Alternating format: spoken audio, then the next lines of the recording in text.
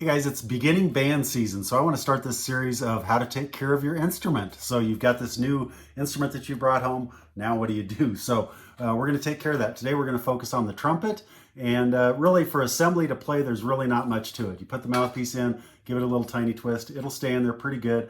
That's all there is to it. You're ready to play. Start blowing.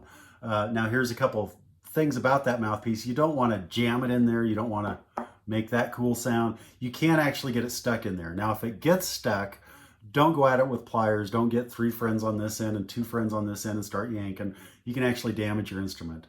Take it to your band director. Most band directors have the proper tool to pull that out. If they can't get it out, bring it to us and we'll pull it out. It's a pretty common thing. Don't worry about it. We'll take care of you for it. So that's all there is. You can actually take that mouthpiece out once a week, more often, however you feel comfortable, and take it to the kitchen sink. You can wipe it off, clean it, scrub it out. We do have special mouthpiece brushes available that'll get in there in that tiny hole and scrub that out, dry it off, you're good to go. So on a trumpet, basically what we need to do to maintain is we've got valves that need oiled and we have slides that need greased. So let's start out with those valves. Now, for beginning students, I usually recommend we do 1 valve at a time, and that just kind of eliminates the possibility of getting a valve in the wrong hole. If you get it in the wrong hole, it's not going to play correctly. You won't be able to pass air through. So let's just do 1 at a time. We unscrew the cap here, and if you have time, say you're at home, I pull that valve out, and then we'll just wipe it off with a tissue there. So you wipe off any of the schmutz that's on there. Usually in class, you aren't going to have that kind of time, so you can just pull it out. And actually, I'm just going to leave it like that, still in the hole, and really you just need a few drops of oil on there. And then we stick it back down. Now I'm going to pull this close so you can hear it. Oh, did you hear that? One more time. So you heard that click. On the valve, there are these keepers, these little white pieces here, valve keepers or valve guides.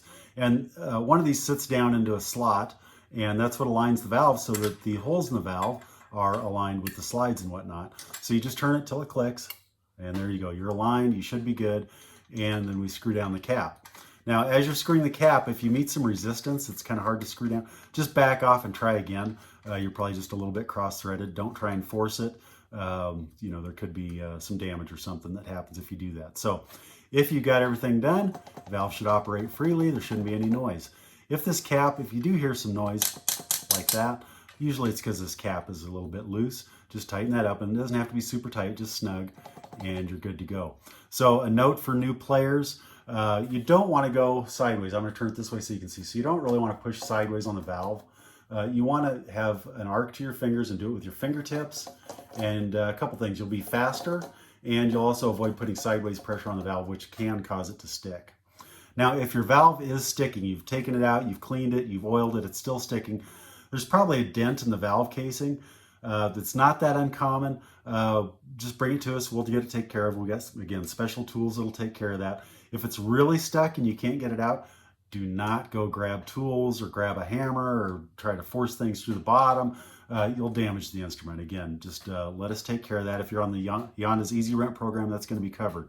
So you want to make sure and take care of that. Let us take care of that, I should say. So that's all there is to the valves. So now we move on to the slides. Now there's 4 of them. There's 1 on each valve. Here's the first valve, second valve slide, third valve slide. Now on the third valve slide, there's a little keeper here that keeps it from coming all the way off. And we just need to loosen that a little bit, and then that'll come all the way off. So I'll come back on there. And then finally, the main tuning slide, which is this big one here close to the bell. That's this guy, and that's the one we're going to pull out and use for our demonstration. There we go. So I recommend that you do this once a week, or once a month, I'm sorry. You know, just wipe it off.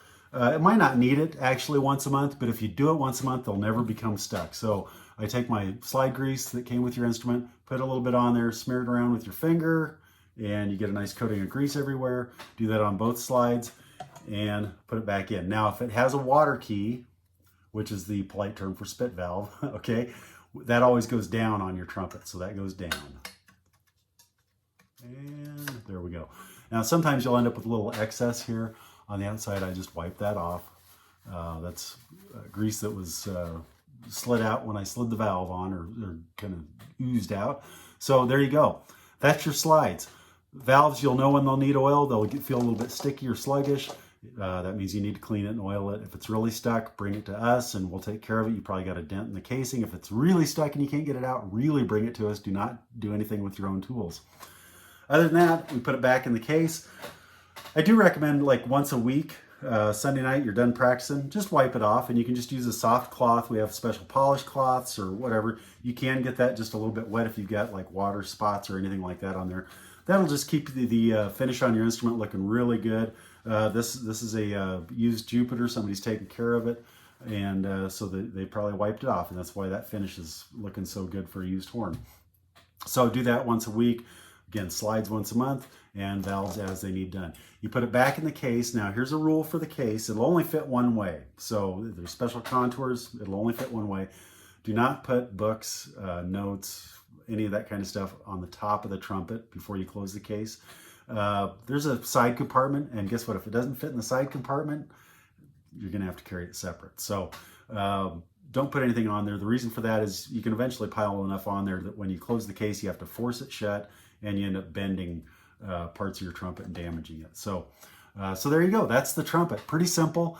If you have any questions about this or any of the other band instruments or anything musical, give us a call, 308-234-1970. That'll get you a directory to all of our locations in Ogallala, Kearney, and Grand Island.